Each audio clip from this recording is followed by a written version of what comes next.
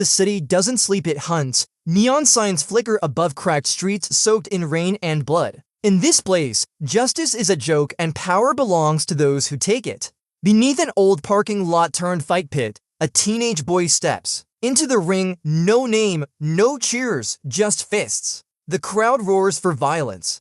Their voices blur into a storm of chaos, but he doesn't hear them. He sees only one face burned into memory, the man who ruined his life, the one who took everything from him. Tonight isn't about winning. It's about surviving. The bell clangs. His opponent charges like a beast, swinging wild. The boy ducks, counters. His fists move fast, too fast for the crowd to follow. One hit to the ribs, one to the jaw. The giant crashes down, unconscious. The fight is over in seconds. Gasps ripple through the crowd. No one expected the skinny kid to win, but he doesn't care. He doesn't raise his hand. He doesn't celebrate. He walks past the blood, the noise, and picks up his payment, just enough to eat for the week. Outside, under the broken streetlights, he stops, looks up at the skyline. The city swallowed his family, burned his past, left him with nothing but bruises and silence, but he's still standing. That night, as he washes the blood from his knuckles, something inside him shifts. He's tired of surviving, tired of fighting for scraps.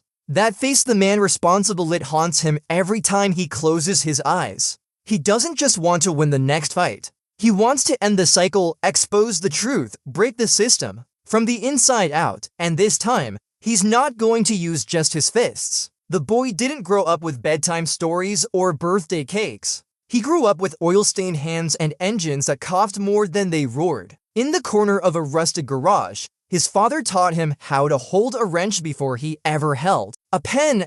They lived simple, just two shadows in the slums, fixing what the city had thrown away. But his father had dreams bigger than bolts and scrap. He was building something powerful, something that, he said, could protect people one day. But in the slums, dreams don't last. One night, the garage went up in flames. Smoke swallowed everything: blueprints, parts, hope. And his father gone. No screams, no body, just ashes. The police shrugged it off, called it a gas leak, told him to move on. But the boy knew better. He searched through the blackened wreckage with blistered fingers, found melted tools and scorched dreams. No sign of an accident, only intent. It was arson. Someone wanted that garage gone, wanted his father silenced. With no family left, no money, and no one who cared, the streets welcomed him like a punch to the gut. Gangs laughed, thieves circled, but he didn't break. He fought every day, every alley, every bully that thought a kid alone was an easy win. He learned how to move,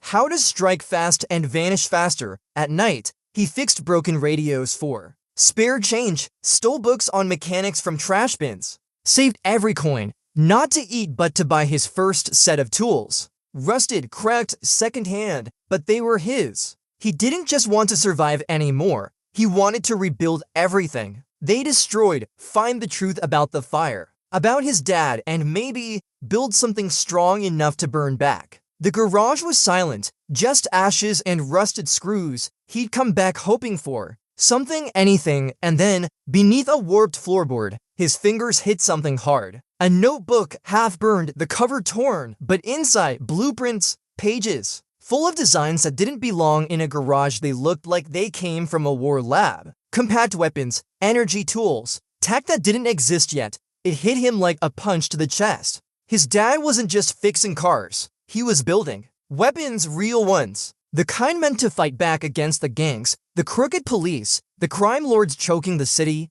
This was why the garage burned. Why his dad vanished. Someone powerful found out and made sure the project died with him. But they missed one thing: the boy. He sat there, flipping through each page with trembling hands. Circuits, fuel plans, targeting systems. His father had been building a weapon to expose everything, to bring justice to a city drowning in lies. And now that mission belonged to him. He didn't know where to start, but he knew what he needed: parts, power cells, steel plating, wiring, the kind of gear you don't just find lying around, and money, lots of it. So he went back into the underground, fought like a beast, took on men twice his size just to earn cash and scrap. At night, he tested circuits behind dumpsters, rebuilt what he could from memory. Piece by piece, the weapon began to take shape. This wasn't about revenge anymore, it was legacy. His dad left behind more than a dream. He left a mission, and the boy, he wasn't going to let it die. Not until the city saw what real justice looked like from the shadows they thought they controlled. By night, his fists do the talking in dark basements, sweat-soaked rings, and underground cages packed with gamblers. Each bruise on his ribs is worth it.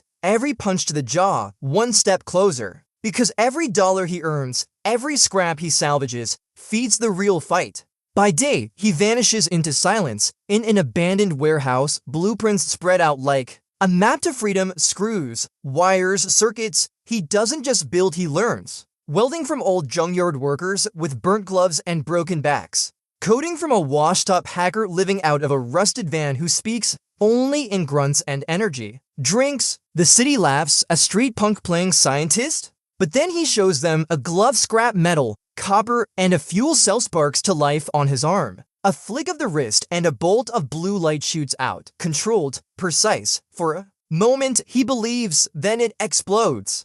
Pain scorches up his arm. Smoke fills the air. He slams to the floor, coughing, skin burned, vision spinning. But he doesn't quit, he rewires. Reinforces the wrist joint, adds cooling vents. Fixes the power channeling with smoother code. Fail, rebuild, fail again. But each failure teaches him more than any book ever did. Weeks pass, then months, and finally, the glove hums like a living thing, sleek, silent, powerful, not made to destroy, but to reveal, to record, to track, to expose what the city's elite want hidden. This isn't about beating thugs in rings anymore. It's about pulling the mask off a city rotting from the inside. He's not chasing revenge, not anymore. He's chasing truth. And now, with each bolt tightened and every line of code perfected, he's almost ready to show the world exactly what they tried to bury. Whispers travel faster than bullets in the slums. And this time, the wrong ears were listening. A kid,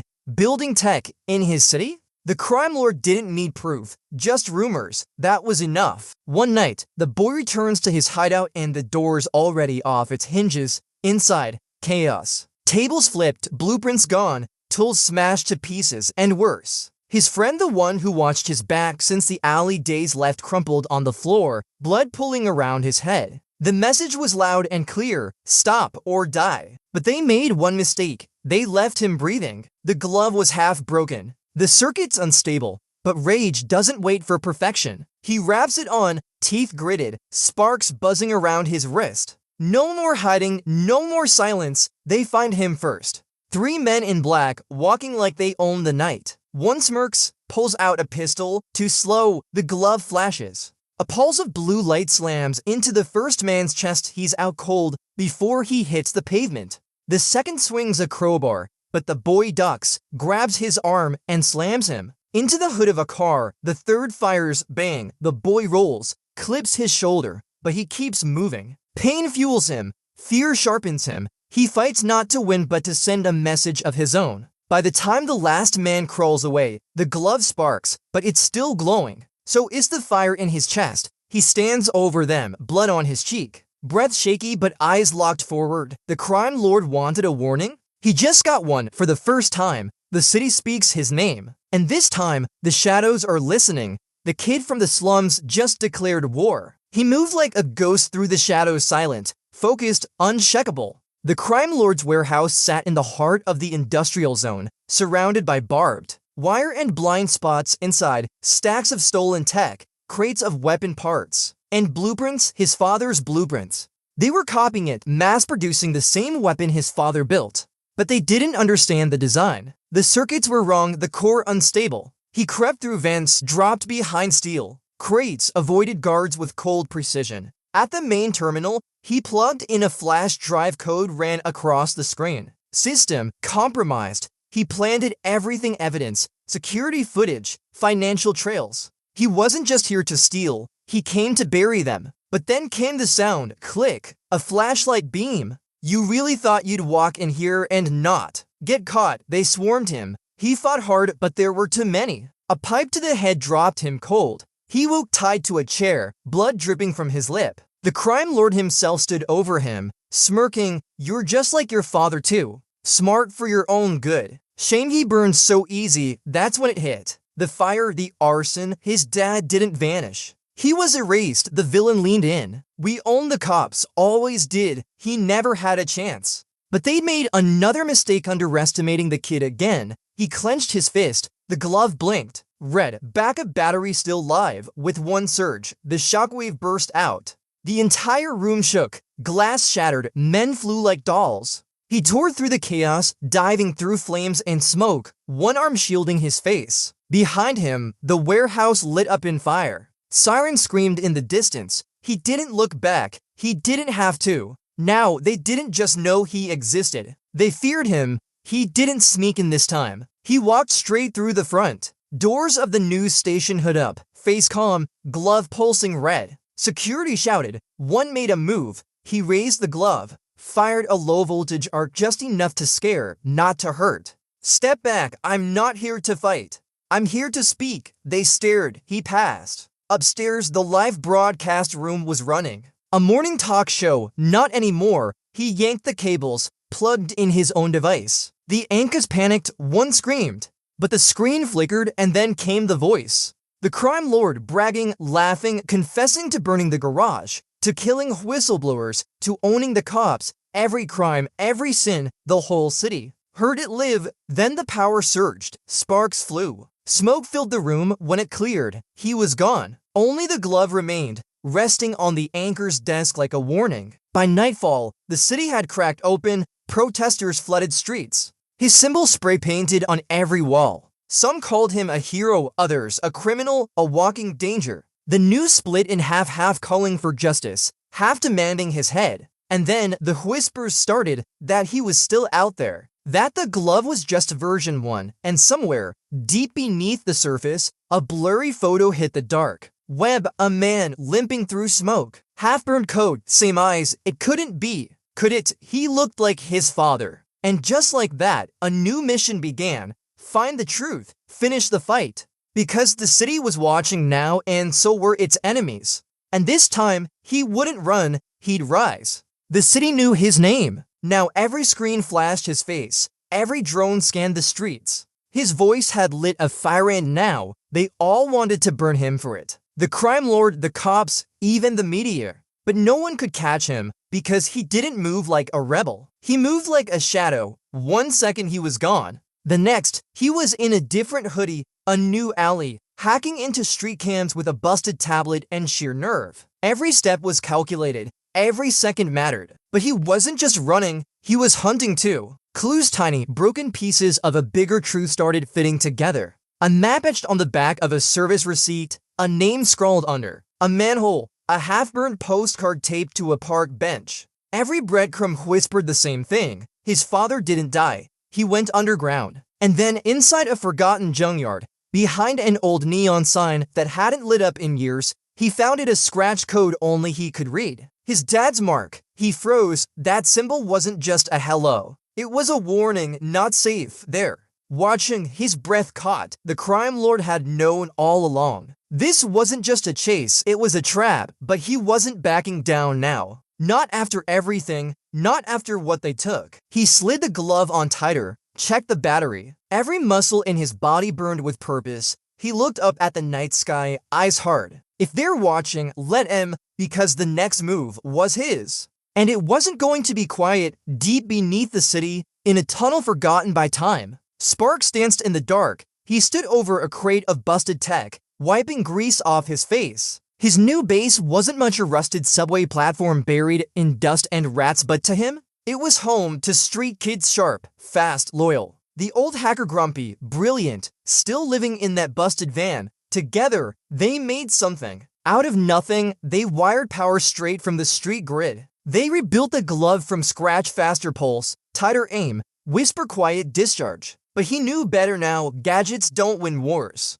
People do, so he trained sprints in pitch-black tunnels, reflex drills with strobe lights, mental games with firecrackers going off in the dark. Every day, he pushed harder, his mind sharper, his steps faster, and through it all, they laughed. They argued, they shared scraps and bad jokes. For the first time, he wasn't just fighting alone. This was his crew. This was family. Then, the old hacker froze mid-keystroke. A signal weak. Scrambled but real, coordinates buried in static. The source, his father, he rushed over, heart pounding like a drum. The screen flickered blurry heat signatures, long range, northeast sector, but that was all it took, hope. Searched through his chest, until the next line appeared, tracer embedded. Line compromised, silence fell, they'd listened in two. The crime lord had found the signal, which meant, they're going for him, the hacker whispered. Everyone looked at him, he clenched his fist, glove humming to life. We move at dawn, he said quietly, and just like that, the safe house wasn't safe anymore because this time, it wasn't about building weapons. It was about saving blood. Time was bleeding out fast. The convoy was already rolling, a line of armored vans, dark glass, heavy guards. And somewhere inside, his father, alive, but maybe not for long. He spread the blueprint across the floor. It wasn't paper, it was chalk, drawn on cracked cement, glowing faint under flashlight beams. A three-part ambush, high risk, zero. Margin for error, hit the front tires here. Collapse the alley here. Use the charge there, the street kids nodded. The old hacker just stared. You know, this is suicide, right? He didn't answer, the glove was still glitchy. The pulse overloaded at 60%, the aim dragged left. But waiting wasn't an option anymore. He packed wires, magnets, smoke bombs, and a slingshot. No high-tech miracle, just brains, scraps, and guts. Then came the hardest part, he hugged them. One by one, cover the exit, stick to the plan. What if you don't make it back? One asked, he smiled, then run, he turned. His eyes glowed with something fierce, not power, purpose. The streets were quiet as he slipped out. He moved like a shadow, steps light, breath steady, every corner. He turned brought him closer, every heartbeat felt louder. But halfway to the drop point, something changed, the air tightened. A chill slid down his neck, and then, a masked figure stepped from the dark. No words, just motion. He blocked the first hit barely, the second came faster. Too fast, whoever this was, wasn't just strong. He was familiar, every move the boy made, the enforcer dodged, anticipated, like he'd seen it all before. Like he'd trained him. The fight had started early and it wasn't going to wait. He ducked low, rolled sideways, and whispered through clenched teeth, "You're not him," but deep down, he wasn't sure. The night ripped open with fire. Boom and explosion flipped the lead convoy van like a toy. Shards flew, tires screamed, smoke swallowed the highway. Out of that chaos, he dove low and fast. His boots skidded, his hand snapped up mid-roll, knocking a drone clean out of the air with a snap from the glove. Two more buzzed in. He spun, aimed, dropped them cold, sparks rained, but then silence to quiet. And from the smoke stepped the enforcer, tall, silent, masked. That staff in his hand crackled with energy. Hesitation, no warning, he struck. Steel screamed against the glove. Sparks flew with every hit, the boy dodged, barely. One blow slammed into the pavement, cracked it like glass. Another swing grazed his shoulder. Pain exploded through him, but he didn't back down. "I'm not here to lose," he muttered. He triggered a flash pulse, white light burst out. The enforcer staggered, blinded. The boy dashed past, heart hammering, leapt onto the rear van. He ripped the door open, empty, no chains. No guard, no father, his chest dropped. No, it was a setup. Too late. He turned, the enforcer was already there, still watching. Then, the voice. "I didn't think you'd make it this far." That voice, he froze, the mask cracked, his mind raced. No way. It couldn't be. The enforcer took a step forward, calm, controlled. "You've gotten stronger." His legs locked, the sound, the tone it matched memories he'd buried deep.